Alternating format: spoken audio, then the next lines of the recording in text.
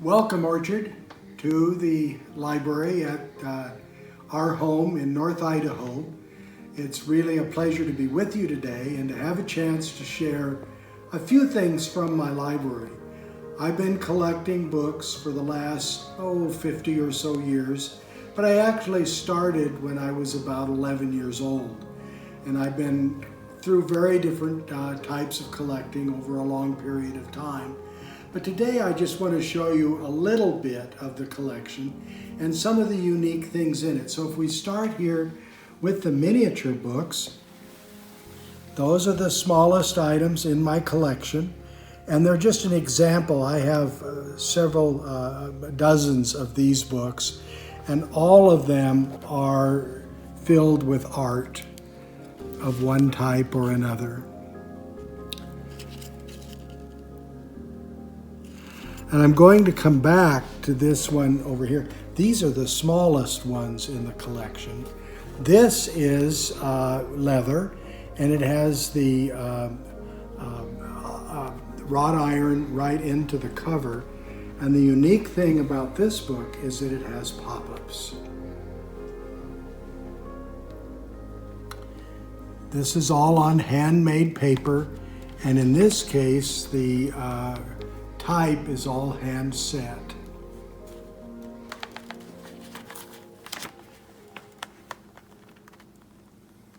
And this is an Indian folk tale.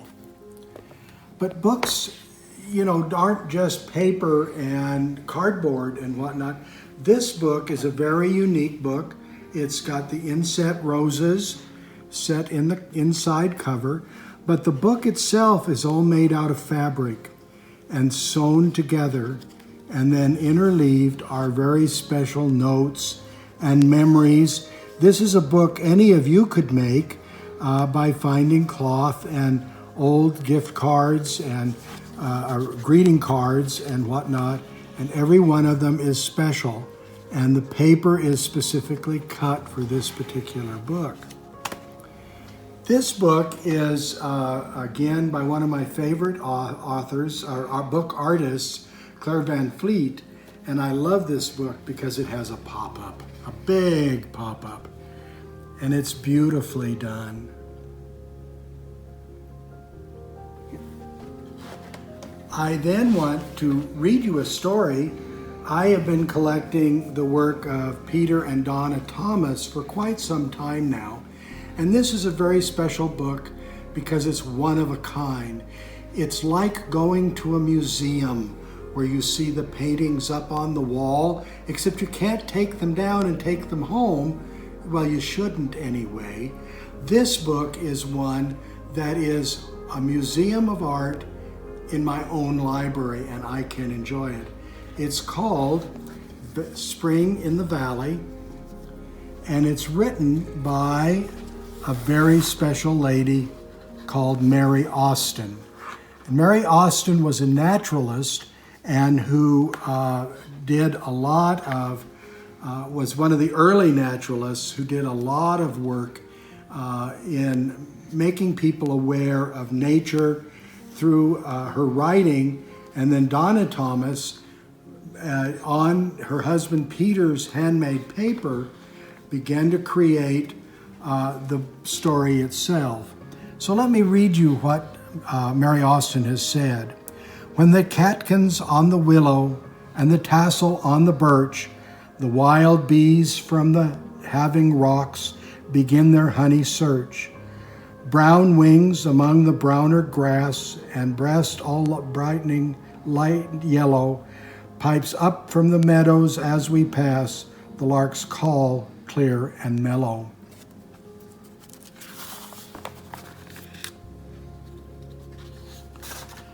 Now wakes the burnished dragonfly beside the glinting river that shakes the silent laughter as the iris banners quiver.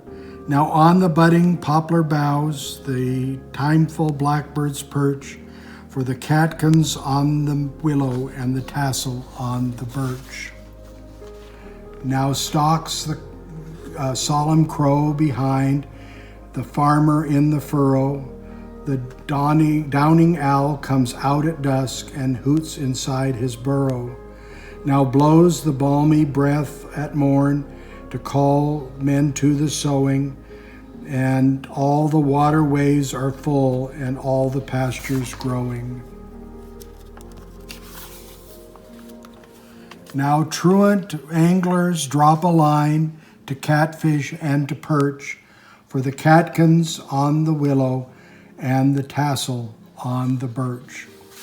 Now each of these watercolors are original art, and if I were to frame those and put those on the walls of a museum, you would see that. So this is a one-of-a-kind artist book, and on the cover, which is leather and sewn on the edges with stitches, this is a snakeskin cover, a snakeskin that's on the cover. Now I'd like to share one last book with you today, and it's called A Nest of Robins. This is the cover, and it's truly about how a robin grows. So inside of the box is another box, and that's the robin's egg laying there, all waiting to be hatched. Now there's a story which I won't read to you today about the life of the robin as well, but we open the next box and lo and behold, there's another box. We take it out. Will there be another box, do you think? I think so. And there are the robins, all in their likelihood of life, ready to burst forth, the little robins.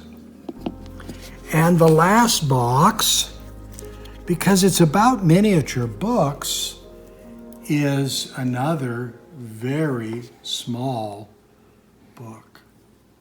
And this is the story then of the miniature, of the nest of robins.